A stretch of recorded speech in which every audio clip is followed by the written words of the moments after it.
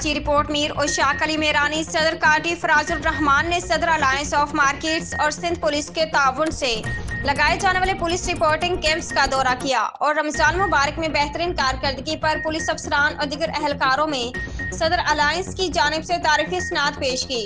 इस मौके पर सदर अलायंस ऑफ मार्केट्स एसोसिएशन के सदर अब्दुल समद खान, नायब सदर फहीम अहमद नूरी ने उनका इस्तकबाल किया।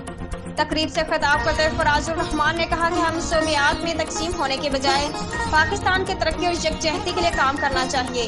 पाकिस्तान इस वक्त एक ऐसे वक्त से गुजर रहा है जहां हर पाकिस्तानी को सबसे पहले पाकिस्तान के लिए अपना किरदार अदा करना होगा। पाकिस्तान एक अजीम मुल्क है और हम सबको इस अजीम मुल्क की तरक्की और खुशहाली के लिए बिलइम्तियाज रंग नस्ल से बाहर निकलकर काम करना होगा।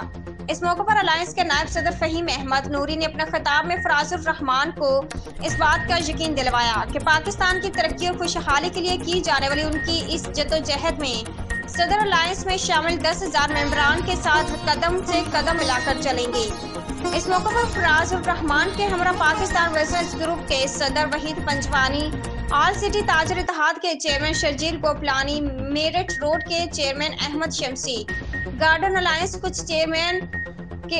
के चेयरमैन जाहिद अमीन और दीगर ताजर रहनुमाओं की बहुत बड़ी तादाद ने शिरकत की और अपने ख्यालात का इजहार किया।